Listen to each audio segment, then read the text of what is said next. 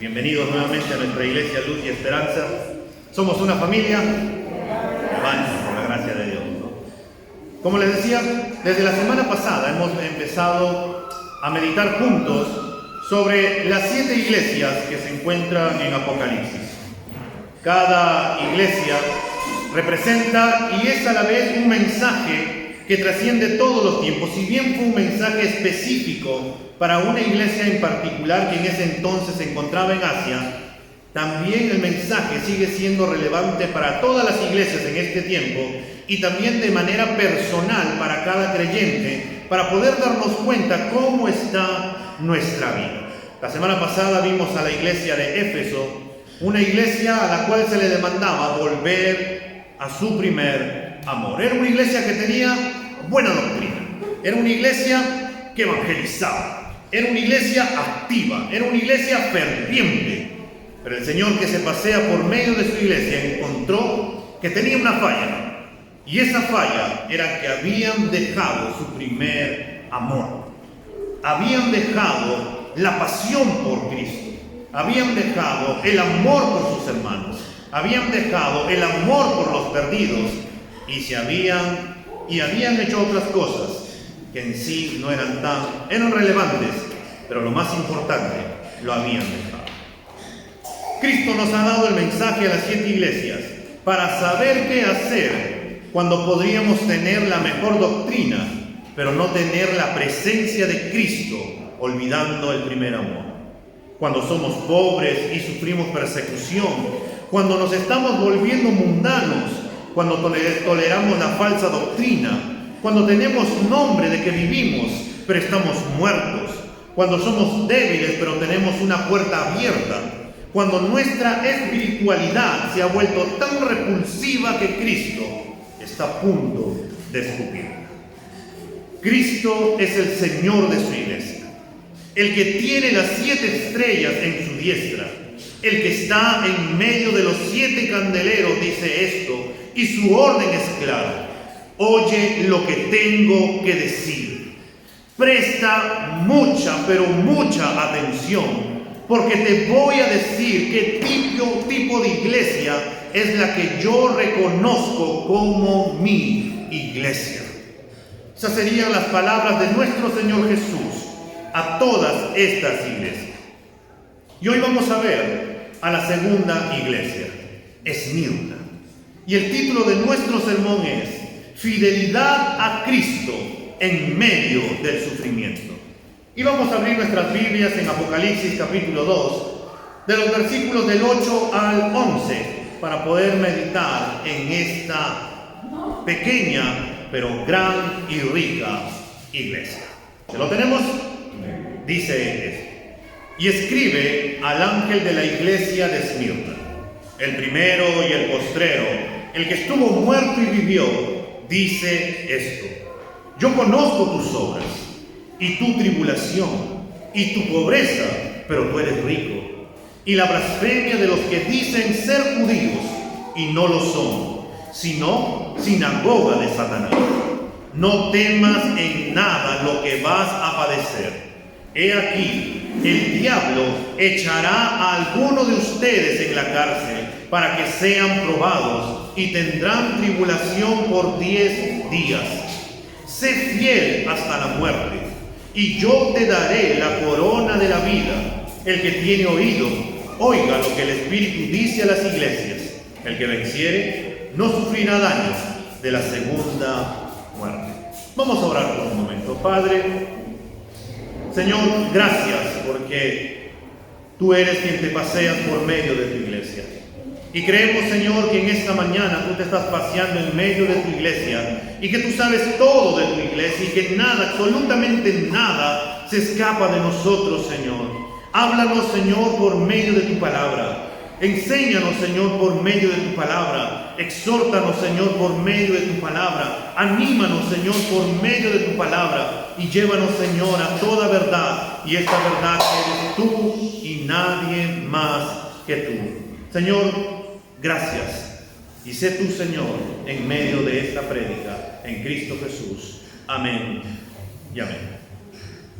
Y como ya les dije la semana pasada, vamos a encontrar algunas peculiaridades que se dan en todas las 7 iglesias. Y empieza con un saludo. Y este saludo dice en el versículo 1: y escribe al ángel de la iglesia en Esmirna. Y vamos a ver la ciudad de Esmirna. La ciudad de Esmirna era una gran ciudad, hermosa y orgullosa. Era tanta su belleza que reclamaba ser la gloria de Asia, el adorno de Asia, la corona de Asia, la flor de Asia.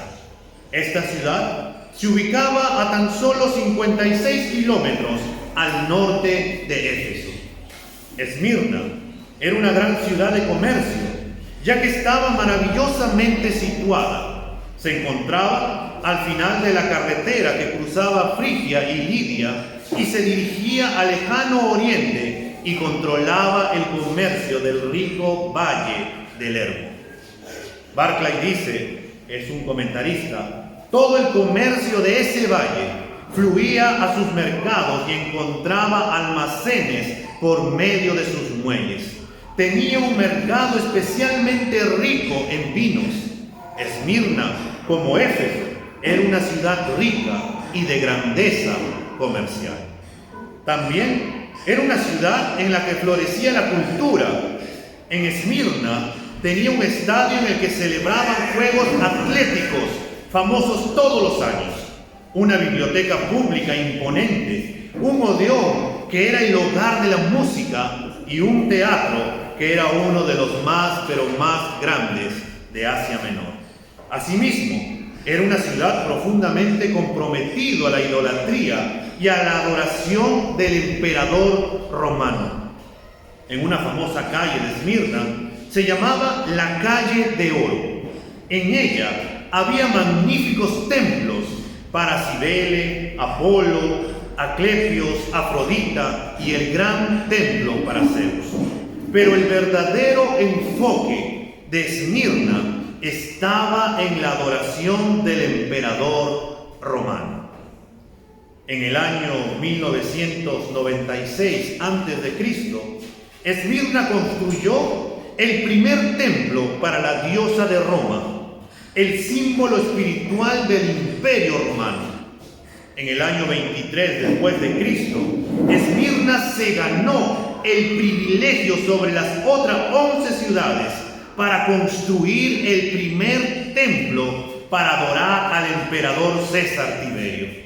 Esmirna era la ciudad líder en el culto romano de la adoración al emperador.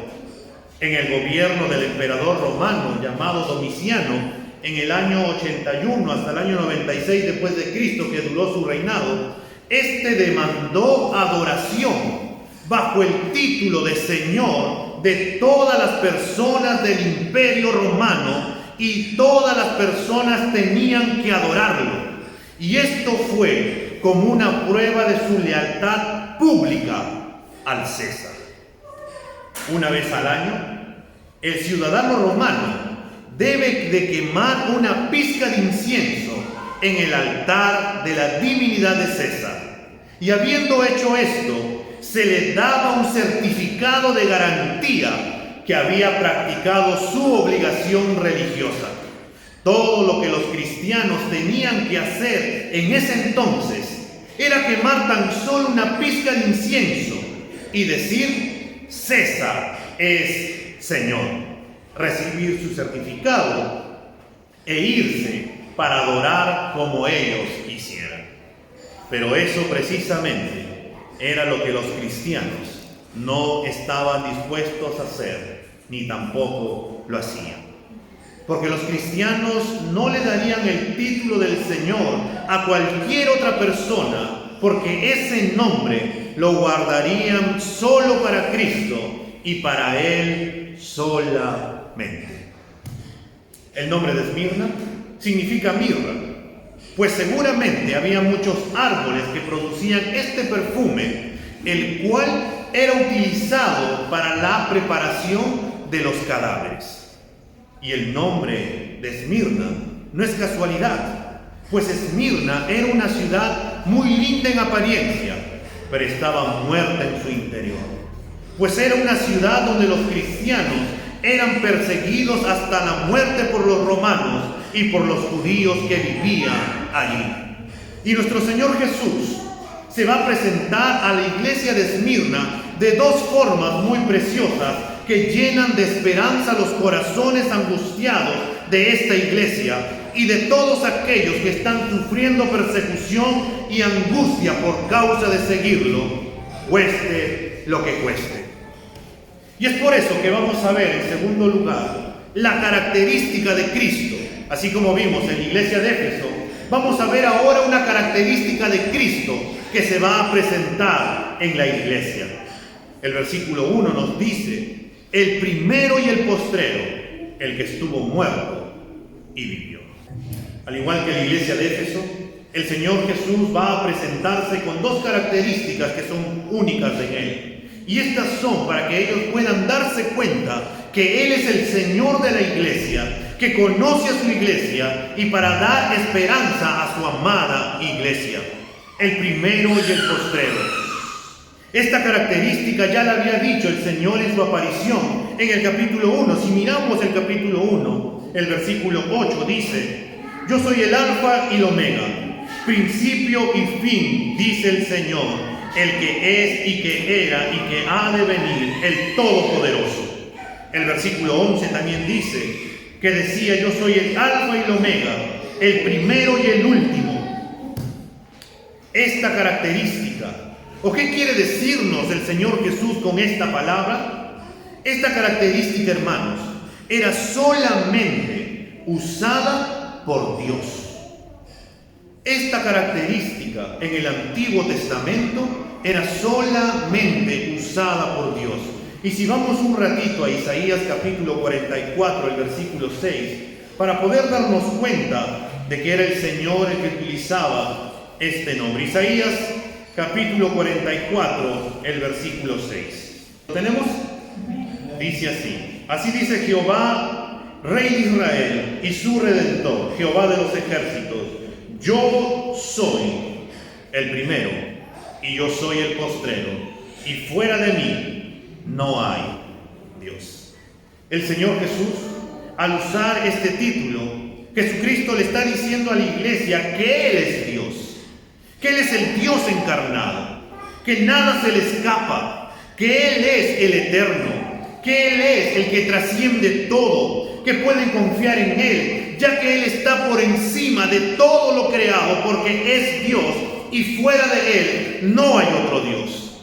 Y qué maravilloso es saber que en medio de las persecuciones, circunstancias, tribulaciones, angustia que ellos puedan estar pasando, pueden confiar en el Señor. Porque Él es eterno, que nadie lo puede mover, que todo lo sabe, que está perfeccionando a su iglesia ya que Él la comenzó y que Él mismo la va a terminar. Y que aún en medio de las distintas circunstancias que uno puede estar atravesando, Él siempre estará con su iglesia. Que Él no nos ha dejado, que no nos ha desamparado, sino que Él siempre tomará nuestra mano y nos dirá: no temas, porque yo estoy contigo. Yo soy el primero y yo soy el postrero. Yo soy Dios y nada se escapa de mis manos. Pero a la vez el Señor dice: el que estuvo muerto y vivió. El Señor Jesús identifica con la iglesia de Esmirna y les dice que Él es el resucitado, que también a Él lo persiguieron y que fue muerto por aquellas personas que lo perseguían, pero que Él venció la muerte y en Él ellos podían tener esa victoria a pesar de la persecución. Y si ésta los llevaba a la muerte, ellos igual vencerían, porque resucitarían en su venida.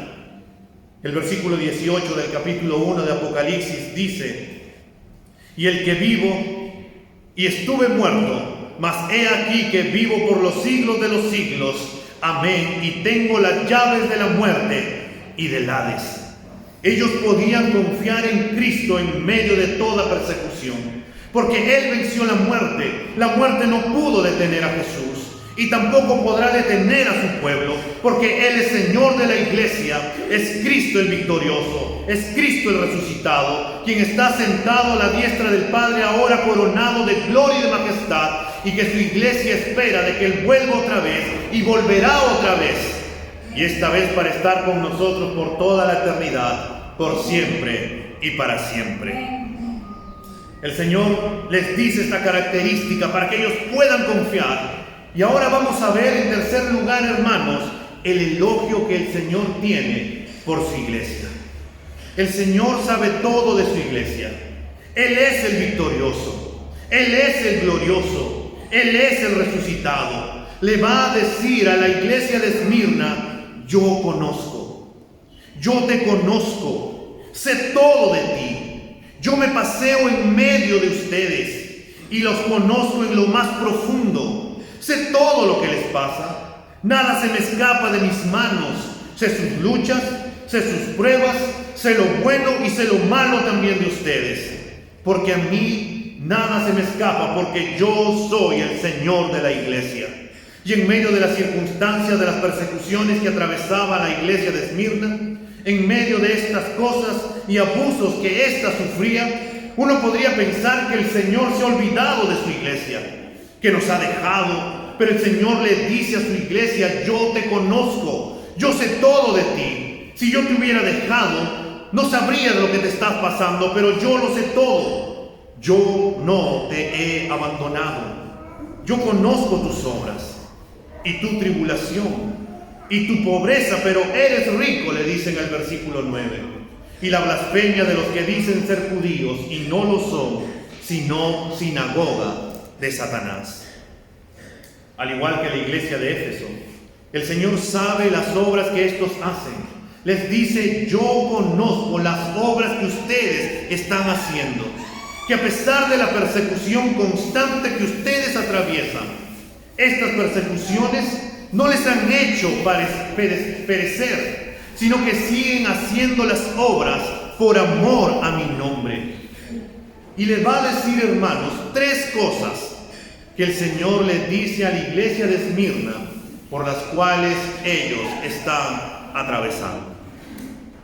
Y si vemos en el versículo 9 de Apocalipsis 2, el Señor dice: yo conozco tu tribulación. La palabra original en el griego para tribulación es la palabra litis, que significa presión, significa angustia, carga, persecución, aflicción. El testimonio de la iglesia que ésta había hecho en la sociedad había repercutido que en aquel entonces la sociedad los presione por causa de su fe en Cristo, por causa de vivir su cristianismo, por causa de obedecer a Dios antes que a los hombres. Ellos estaban siendo perseguidos y angustiados por seguir y obedecer a su amado Señor. Estos hermanos le habían dicho no al culto del César y por ende se habían convertido en perseguidos por el Imperio Romano. Ellos le habían dicho no al culto a los dioses que se encontraban en esta famosa calle de oro en Esmirna, y se habían convertido en los rechazados de la sociedad por no seguir la adoración a sus ídolos. Hubiera sido muy fácil para los creyentes quemar una pizca de incienso en señal de culto al César y luego hacer lo que ellos quisieran hacer. Pero los hermanos dijeron: no, el César no es el Señor. Jesucristo es el Señor. Jesucristo es el Rey. Zeus y los otros dioses, ellos los llaman así, pero los cristianos decían que Zeus y los otros dioses que estaban y que adoraba esta sociedad, ellos decían: no son Dios. Jesucristo es Dios Salvador y solamente a Él adoraremos cueste lo que cueste. Si Él lo dio todo por nosotros en aquella cruz, ¿cómo nosotros no lo daremos todo por aquel que lo dio todo por nosotros? Si Él nos ama de una manera tan pero tan grande, ¿cómo darle la espalda y serle infieles? Si el mundo hacía una cosa, ellos no hacían lo que el mundo hacía, sino lo que Dios les había dicho que ellos debían hacer por medio de su palabra. Hoy, hermanos, muchos cristianos claudican en medio de vivir en esta sociedad, en medio de los placeres del mundo, en medio de la persecución, en medio de por ahí que puedan estar hablando y diciendo cosas de nosotros. ¿Pero por qué claudican? Por no querer ser perseguidos, por no querer ser angustiados, por no querer ser difamados, por no querer ser rechazados. Hacen uniones con el mundo y de esta manera evitan la persecución. Pero estos hermanos de Esmirna, a pesar de que sabían de que le podía costar su vida, ellos dijeron no al César y no adorar a los dioses.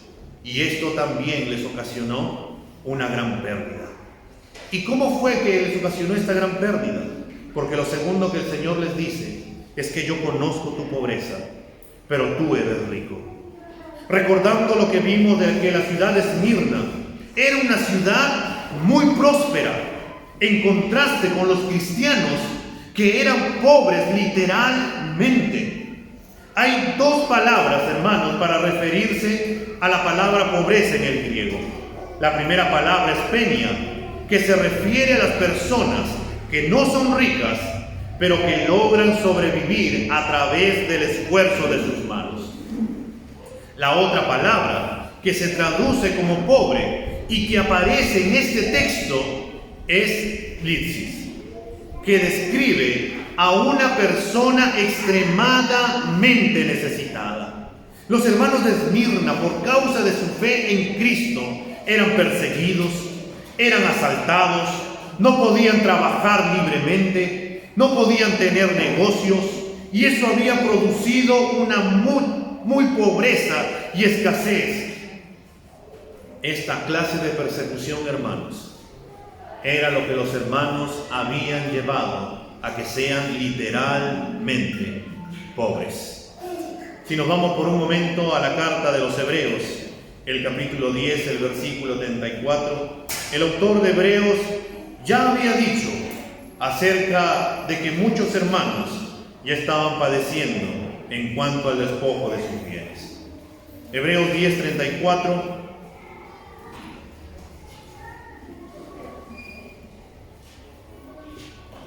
Hebreos 10, 34.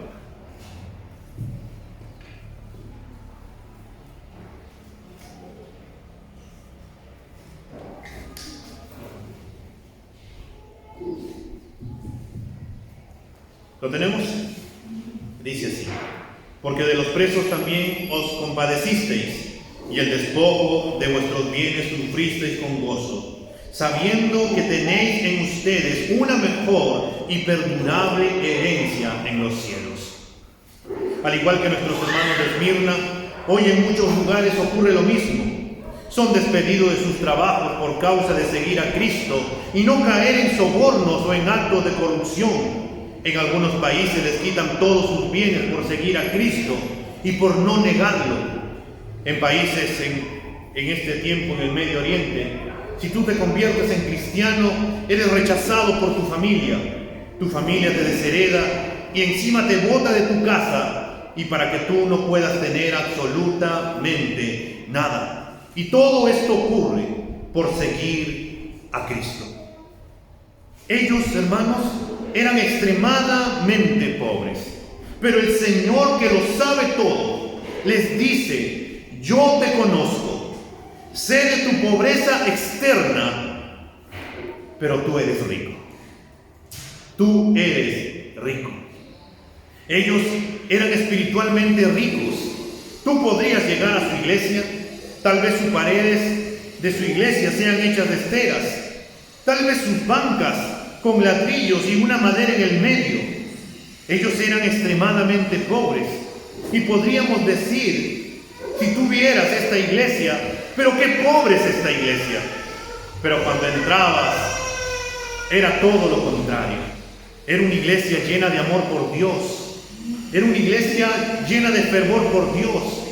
Era una iglesia apasionada y llena de amor por sus hermanos.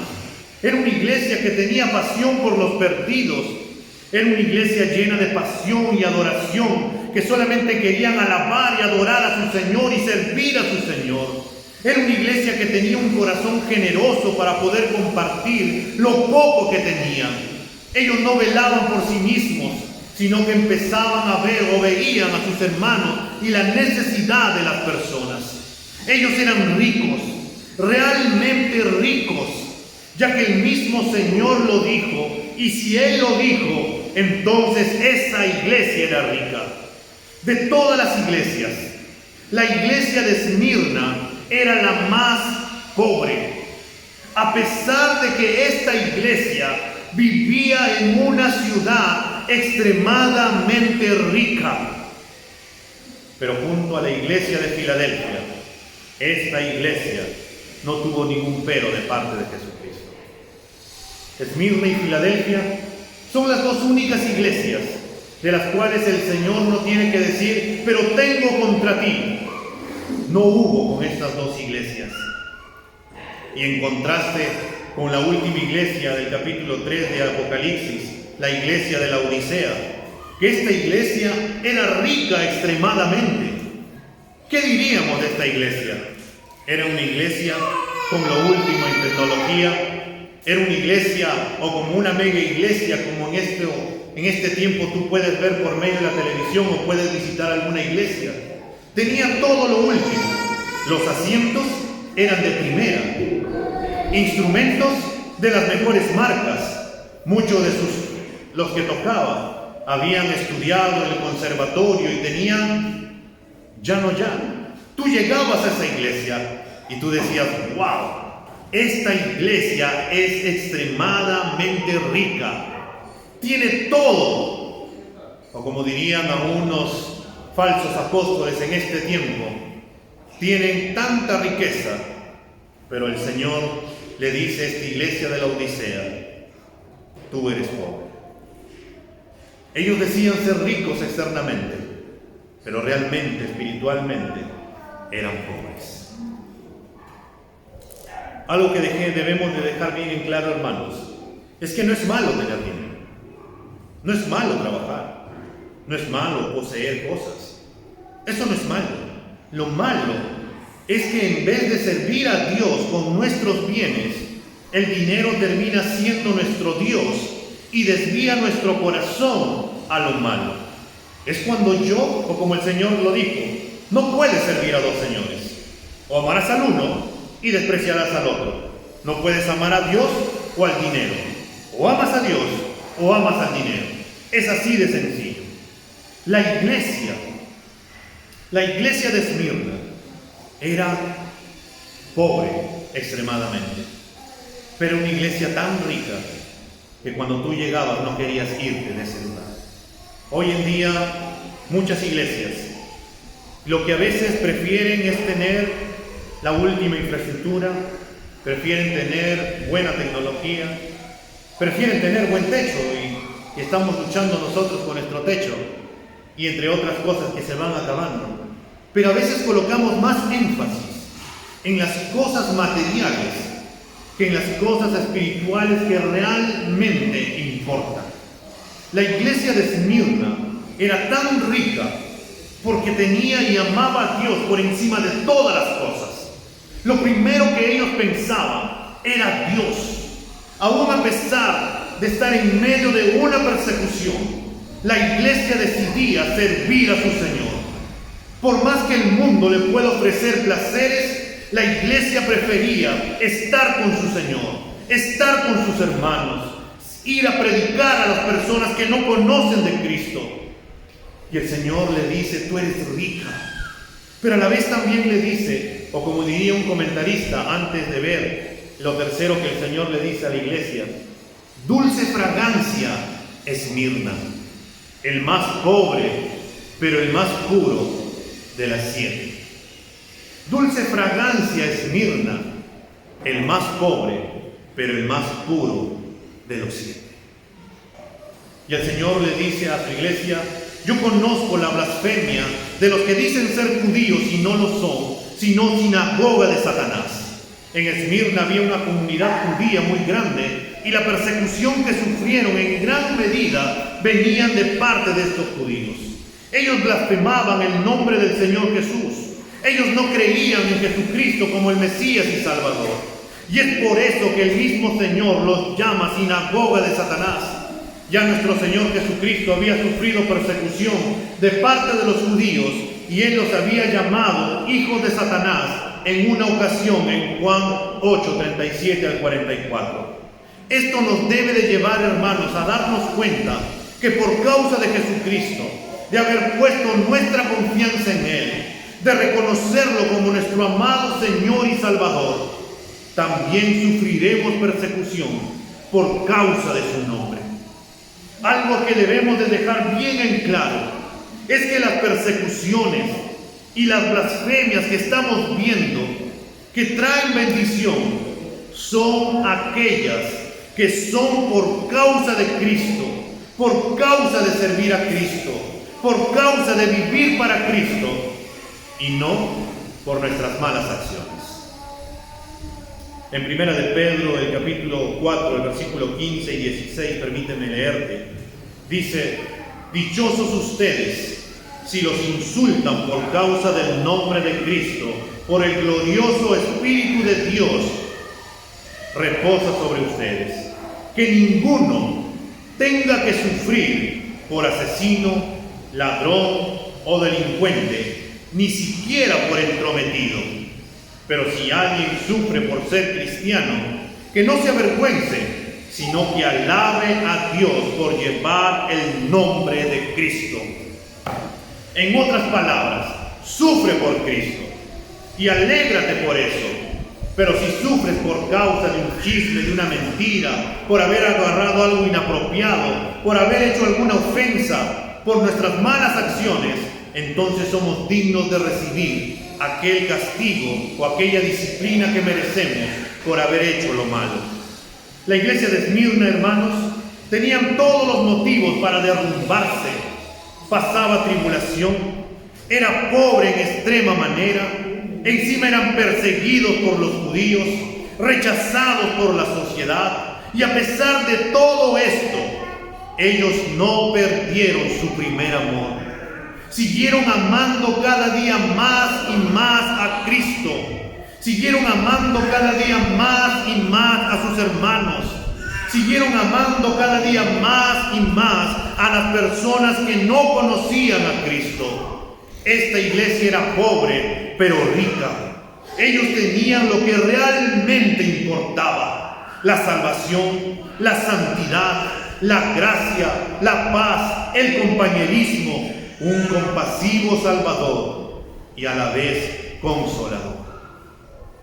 La iglesia de Esmirna era una iglesia extremadamente pobre, pero a la vez extremadamente rica. Y ahora el Señor les va a dar un mandato en el versículo 10.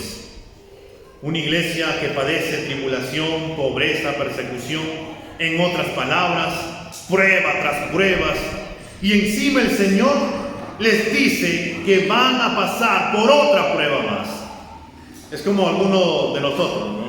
Estás pasando una tribulación, estás pasando por distintas pruebas, perdiste el trabajo, ya no cuentas con los recursos, tienes que pagar una mensualidad, ya te toca pagar tu cuota que has sacado un préstamo, y encima por ahí se te acaba el gas. Y tú dices: ya no, esto tiene que, ya es absolutamente. Y por ahí te dicen que encima te van a cortar la luz y el agua porque no lo has pagado. Tú dirías: Señor, ya pues.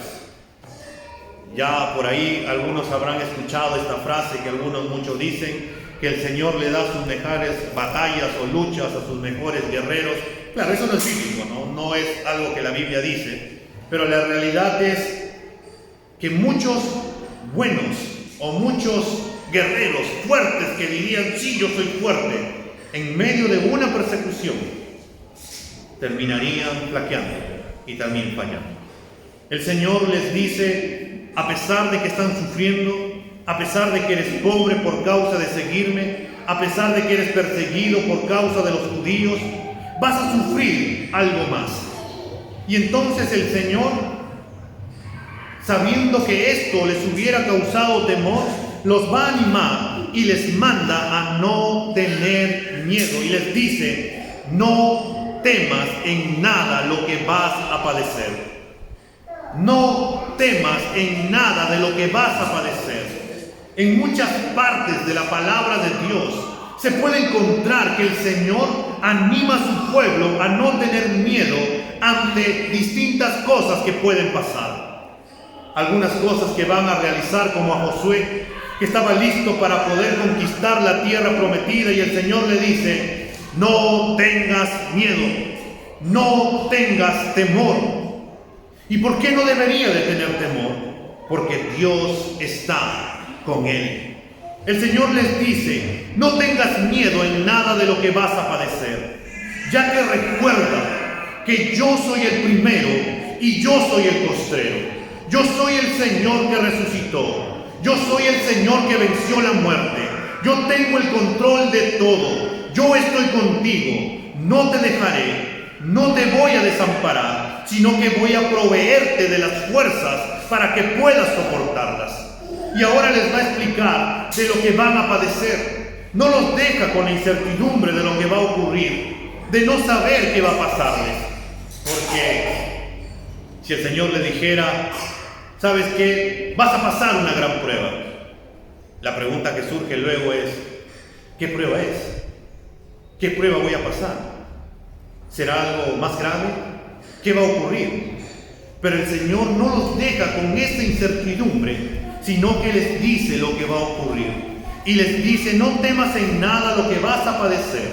He aquí, el diablo echará a alguno de ustedes en la cárcel para que sean probados, y tendrán tribulación por 10 días. El Señor les dice: no tengas miedo. Satanás va a echar a alguno de ustedes a la cárcel para que sean probados. Estas palabras, hermanos, podrían hacernos recordar cuando el Señor Jesús le dijo a Pedro en Lucas 22, en los versículos 31 y 32. Dijo también el Señor: Simón, Simón, he aquí, Satanás os ha pedido para zarandearos, para probaros, para moverlos como a trigo. Pero yo he rogado por ti, que tu fe no falte, y tú, una vez vuelto, confirma a tus hermanos. A pesar de que Satanás iba a perseguir a la iglesia, que algunos iban a ser encarcelados, él no tiene el control. Satanás no tiene el control, sino que quien tiene el control de todo es Dios.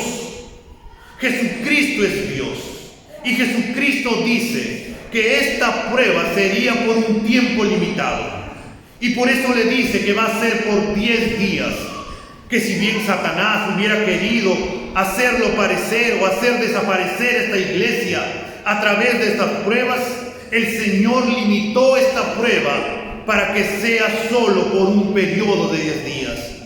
Algunos piensan que estos 10 días podrían significar 10 años. Otros creen que podrían significar 10 periodos de reinado de algunos emperadores. La realidad es que el Señor coloca 10 días para poder hacernos referir de un tiempo limitado. La iglesia iba a pasarla muy mal durante un buen tiempo. Esto los iba a llevar a la cárcel. Y hermano, la cárcel en ese entonces no era como la cárcel de ahora. Ahora, si te meten a la cárcel, te pueden colocar, y si tienes dinero y pagas, en una buena habitación donde puedes tener cable, te puedes tener celular, y algunos viven mejor en la cárcel que estando afuera. Pero la cárcel de antaño no era igual. Cuando te metían a ti a la cárcel, era simplemente un lugar de espera para la ejecución. En otras palabras, era tu lugar de espera antes de la muerte. El Señor le dice: no tengas miedo, yo estoy contigo. Él permitió que esta iglesia sea probada por Satanás, así como permitió también que Job fuera probado por Satanás. Dios está encima, por encima de todo. Aún Satanás, hermanos, está sujeto a Dios. Si Dios no le permite hacer algo, Él no lo puede hacer. Algunos creyentes ponen más énfasis en Satanás que empezar a mirar a Dios. Empiezan a decir muchas cosas de Satanás, pero cuando en realidad el verdadero enfoque está centrarse en Dios. Barclay es un comentarista y a la vez un hombre que ha visto, que ha estudiado también la historia de la iglesia y que habla acerca de Esmirna y que dice: para que un hombre se convirtiera en cristiano en cualquier lugar, era el convertirse en un forajido. En Esmirna, sobre todos los lugares, para un hombre entrar en una iglesia cristiana era literalmente el tomar su vida en sus manos. En Esmirna, la iglesia era un lugar para ellos. Tú tenías que pensarlo muy bien si querías entrar a la iglesia. Si tú entrabas a la iglesia, entonces tú automáticamente eras un despreciado por la sociedad, un perseguido por el Imperio Romano. Eso solamente era camino para valientes. Solamente era, como diría Barclay, un lugar para ellos.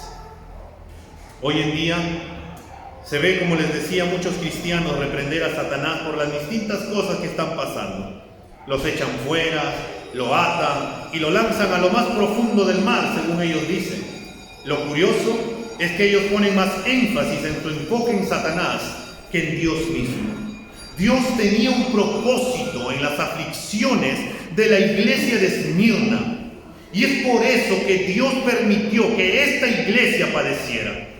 Hermano, Dios usa las aflicciones para purificar, para hacernos como Jesús, para hacernos verdaderos testigos de Él. Si no, recuerden a Pedro, que el Señor le dijo: después de que tú seas probado y que todos ustedes sean probados, pero yo he rogado por ti, para que tu fe no falte, y tú, una vez vuelto, confirme a tus hermanos. O cuando Satanás le pidió permiso a Dios para poder probar a Job, donde se le quitó todos sus bienes, se murieron todos sus hijos, se enfermó con una gran enfermedad, con una sarna que solamente le picaba. Sus amigos, su esposa le dijo: maldice a Dios y muérete. Sus amigos le dijeron: seguro has pecado. Él decía: yo no he pecado, yo no he pecado. Tuvo su encuentro con el Señor debatió con Job, y Job después, en el último capítulo de esta carta de Job, al final en sus reflexiones él dice: oh Señor, de oídas te había oído, mas ahora mis ojos te ven. Que después de haber pasado toda esta angustia, toda esta tribulación, Job se dio cuenta de que él no conocía a Dios, había escuchado de Dios, pero ahora podía decir que conocía a este Dios asombroso, porque Dios había estado con él. Hermano, Dios va a permitir que tú y yo pasemos por distintas pruebas. Tal vez no la pasemos como la iglesia de Esmirna hasta el punto de la muerte, ya que el Señor quiere una iglesia pura, y solamente esta se verá a través de las pruebas y circunstancias que podamos pasar. Como ya lo dijo el apóstol Pedro en su carta, si vamos a Primera de Pedro, el capítulo 1, los versículos 6 y 7, lo tenemos, dice así: en lo cual ustedes se alegran, aunque ahora por un poco de tiempo, si es necesario, tengan que ser afligidos en distintas pruebas, para que sometida a prueba vuestra fe, mucho más preciosa que el oro, el cual, aunque perecedero, se prueba con fuego, sea hallada en alabanza, gloria y honra cuando sea manifestado Jesucristo. Nuestros hermanos de Esmirna fueron probados y pasaron la prueba para la alabanza de nuestro amado Señor Jesús. Hermano, las pruebas van a sacar todo lo feo de nosotros. Mientras más seamos probados, más va a salir a relucir lo feo de nosotros. Pero a la vez también, mientras más estemos en el fuego de la prueba, también vamos a empezar a brillar más y más y más. La iglesia de Esmirna pasó por distintas pruebas y circunstancias, y ellos empezaron a brillar, a brillar, a brillar, a brillar, y su brillo fue tan grande que era una iglesia que impacta y que todavía sigue impactando. El mandato de no tener miedo en medio de esta prueba, el Señor les dice en este versículo 10: sé fiel hasta la muerte y yo te daré la corona de la vida. El Señor no ha encontrado ninguna cosa para llamarle la atención a esta iglesia.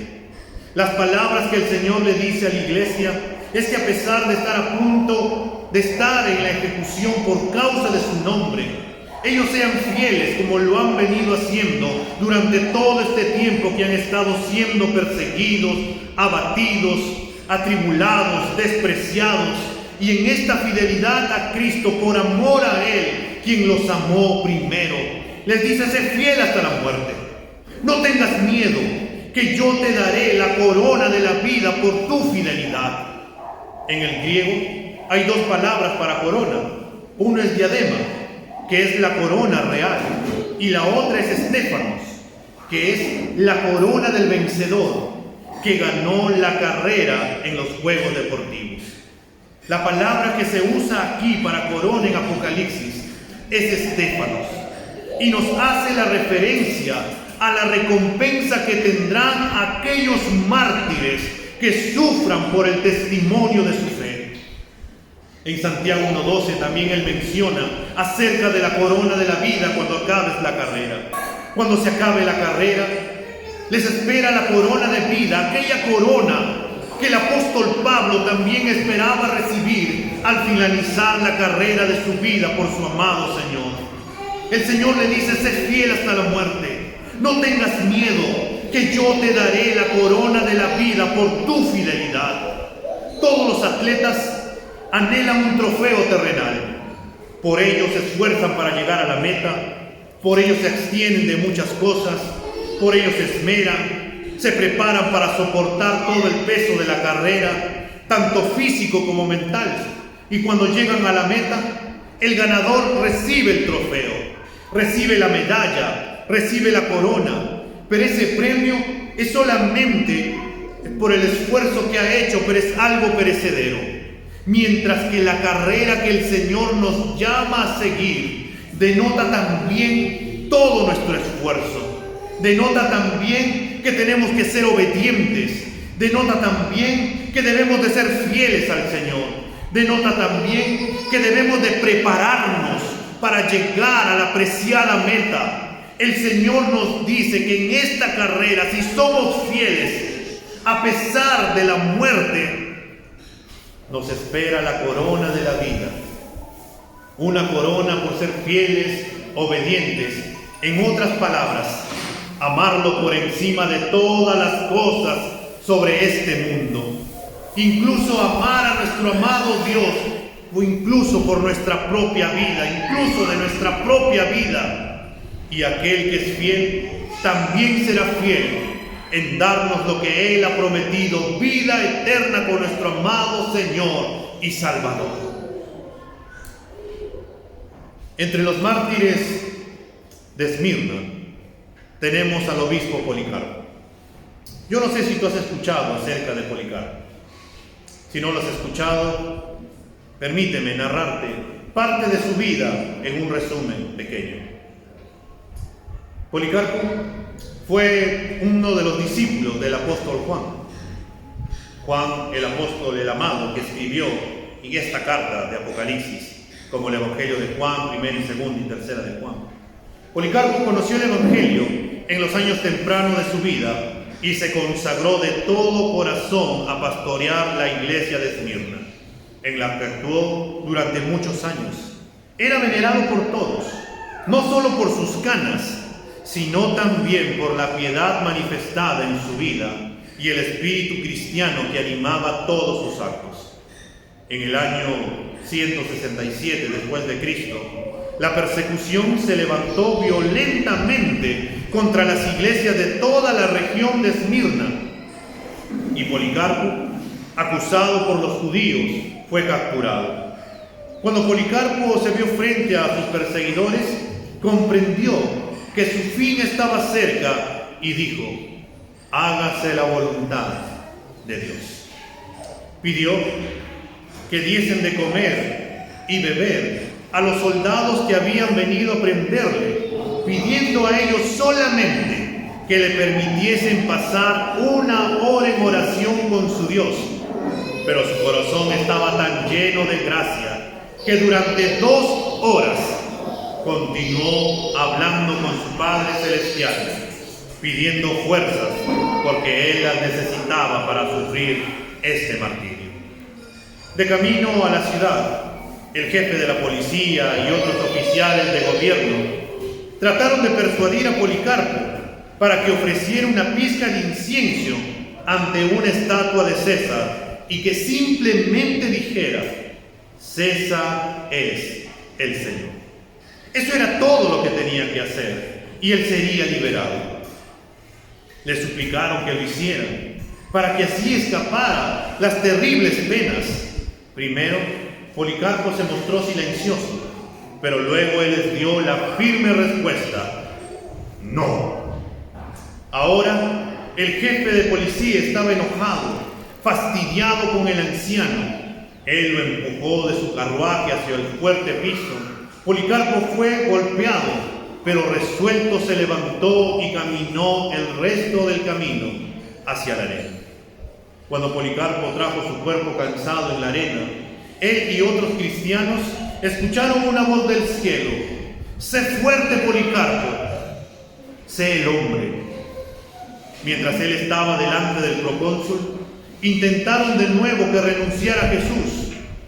Al comparecer delante del procónsul, esto le dijo que jurase por el emperador y que diese pruebas de arrepentimiento, uniéndose a los gritos de la multitud que clamaba: ¡afuera los impíos! Policarpo miró serenamente a la multitud y, señalándolas con un ademán resuelto, dijo: ¡afuera con los impíos! El procónsul le dijo: jura, maldice a Cristo y te pongo en libertad. El anciano le respondió: 86 años lo he servido y él no me ha hecho sino bien. ¿Cómo puedo maldecir a mi Señor y Salvador? Finalmente, Policarpo fue condenado a morir quemado. Ellos acomodaron una gran pila de madera y prepararon un palo en el centro.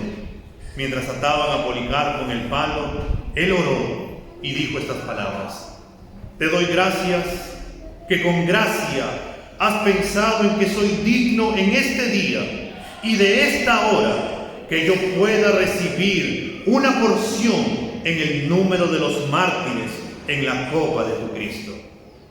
Después de orar, encendieron la hoguera. Las llamas rodearon su cuerpo como un arco sin tocarlo. Entonces dieron la orden al verdugo que traspasara con su espada, con lo que emanó mucha sangre de su cuerpo que apagó el fuego. Así sufrió el martirio Policarpo, el obispo de Esmirna. Y el Señor va a terminar esta carta a su iglesia dándole una promesa. El versículo 11 le dice: el que tiene oído oiga lo que el Espíritu dice a las iglesias.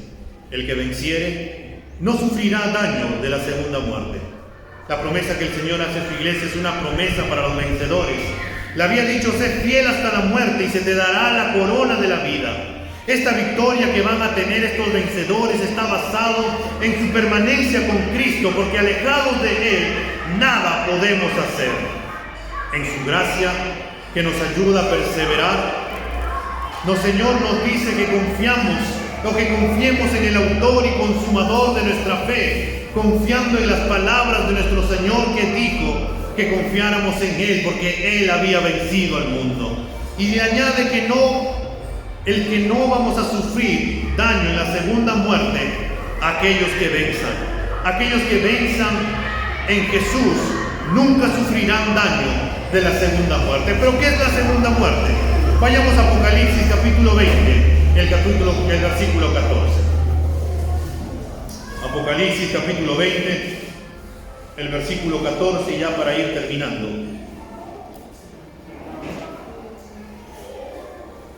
Dice así: y la muerte y el Hades fueron lanzados al lago de fuego. Esta es la muerte segunda. Y el que no se halló inscrito en el libro de la vida fue lanzado al lago de fuego. En otras palabras, cuando el Señor Jesús venga otra vez, cuando los libros sean abiertos y cuando el Señor haga juicio contra todas las personas, entonces, cuando nosotros estemos delante del Padre o delante del Señor Jesús, el Señor nos dará la salvación para estar con Él por toda la eternidad. Y a todos aquellos que no han creído en Cristo, a todas aquellas personas que se han alejado de Cristo y que no han estado en Él, serán lanzados al lago de fuego, donde es el infierno, donde será la segunda muerte. John MacArthur dice acerca de esta iglesia, y permíteme leerte lo que te dice: la perseguida, sufrida, pero fiel iglesia de Esmirna se levanta en todo tiempo como el ejemplo de quienes, con corazón bueno y recto, retienen la palabra oído y dan fruto con perseverancia. Como fielmente lo confesaron delante de los hombres, Jesús también los confesará delante del Padre. Vamos a ponernos de pie.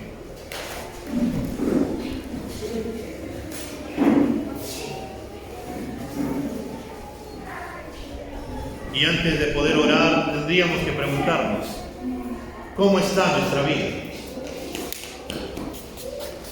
Tal vez no seamos como la iglesia de Esmirna, pobres extremadamente, pero es posible que tampoco el Señor pueda decir de nosotros de que somos ricos. ¿Cómo está nuestra vida? ¿Cómo está nuestro corazón? Amado Padre Celestial, en esta mañana nos venimos a presentar delante de ti. Señor, una iglesia que trascendió todos los tiempos. Una iglesia, Señor, que te fue fiel, obediente, perseveró a pesar de todas las persecuciones, de todos aquellos sufrimientos, Señor. Cuando ellos fueron metidos en la cárcel, Señor, a pesar de la muerte, ellos te fueron fieles y tú fuiste fiel. Señor, fue tanto tu fidelidad por esta iglesia, que esta iglesia todavía permanece en este tiempo, Señor, allá en Turquía. Padre, examina nuestro corazón. Paséate en medio de nuestra iglesia y muéstranos, Señor, qué puedes decir de nosotros. Señor,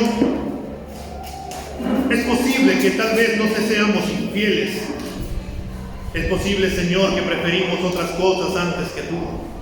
Es posible, Señor, que la pasión por ti no sea la fervorosa como esta iglesia de Esmirna. Es posible, Señor, que la pasión y el amor por nuestros hermanos tampoco sea la misma, Señor, que tuvo la iglesia de Esmirna. Es posible, Señor, que la pasión y el amor por las personas que no te conocen no sea la misma de la iglesia de Esmirna. Y, Señor, te venimos a pedir perdón si ese es el caso. Señor, ayúdanos a amarte a ti por encima de todas las cosas. Señor, perdónanos si no te amamos como deberíamos de amarte y preferimos otras cosas, Señor, antes que a ti. Que preferimos, Señor, las cosas del mundo que nos ofrecen antes de poder venir a tu casa y poder adorarte, Señor, a ti. que a veces, Señor, preferimos otros deleites y estar con otras personas que estar con tus hijos, Señor, y poder alabar juntos a ti. Señor, preferimos hablar tantas cosas de otras cosas antes de poder hablar de ti, Señor, a las personas que no te conocen. Señor, ayúdanos a ser una iglesia, Dios, que te ame, que te reame, Señor, por encima de todas las cosas. Señor, y si tenemos que pasar pruebas, dificultades, persecuciones, te daremos las gracias, Señor, porque estaremos siendo probados para que una vez que hayamos pasado esa prueba, podamos ser para la gloria y la alabanza de tu santo nombre, Señor, como aquel oro que resplandece. Resplandece en nuestras vidas, oh Dios, y ayúdanos a vivir vidas que te glorifiquen, Señor. Y ayúdanos, Señor, a ser como esta pequeña iglesia, esta pequeña que decía ser pobre, pero que realmente era rica, pero rica por ti, Señor. A ti sea la gloria, Padre, en Cristo Jesús. Amén.